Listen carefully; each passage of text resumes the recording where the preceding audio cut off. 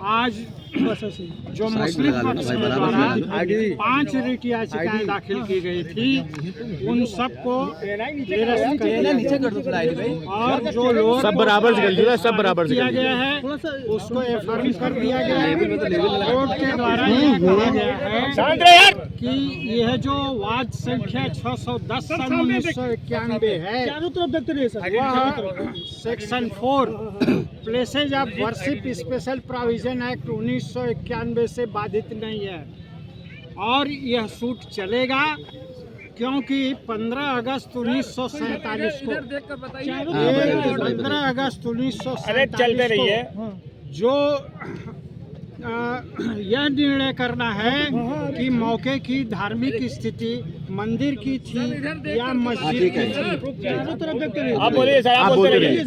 थी। इसके लिए माननीय उच्च न्यायालय ने यह आज कहा है कि किसी भी धार्मिक स्थल का डुअल धार्मिक स्वरूप नहीं हो सकता, या तो वह मंदिर का होगा या मस्जिद का होगा, लेकिन इसको निर्धारित करने के लिए साक्ष्य की आवश्यकता होगी और लोअर कोर्ट को डायरेक्ट किया कि इस पर साक्ष्य लें कि 15 अगस्त 1947 को उसकी धार्मिक स्थिति क्या थी।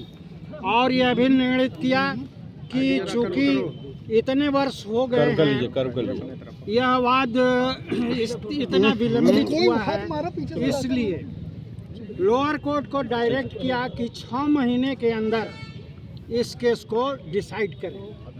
यह भी कहा है कि यह केस 2 इंडिविजुअल के बीच में नहीं है, बल्कि यह नेशनल इम्पोर्टेंस का केस है और 2 बड़े समुदायों के बीच का केस है और इतना विलंब हो चुका है जो नेशनल हित में नहीं है। इसलिए लोअर कोर्ट को डायरेक्ट किया कि 6 माह के अंदर इसको निर्णित करें। अभी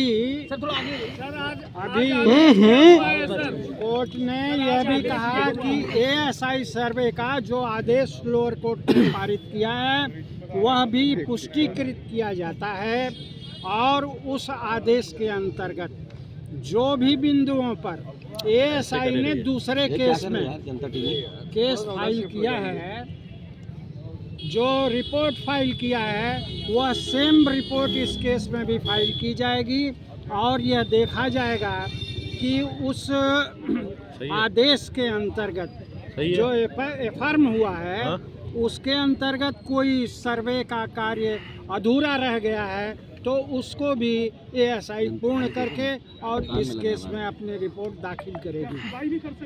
बिल्कुल करेगी, खुदाई करने का आदेश है। मेन प्ली क्या थी?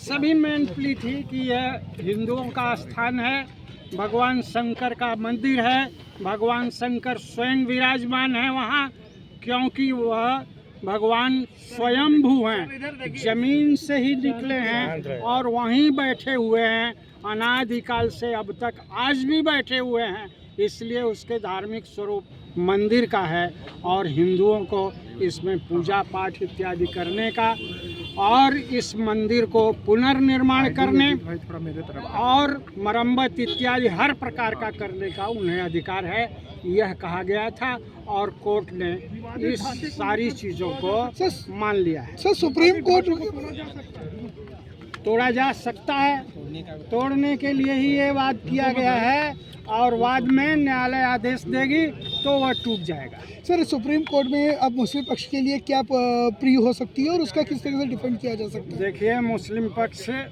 केवल हठवादिता पर है और कुछ भी नहीं है, हठवादिता पर उतारू है और सुप्रीम कोर्ट अवश्य जा सकती है। सुप्रीम कोर्ट में हम लोग उसकी लड़ाई लड़ेंगे।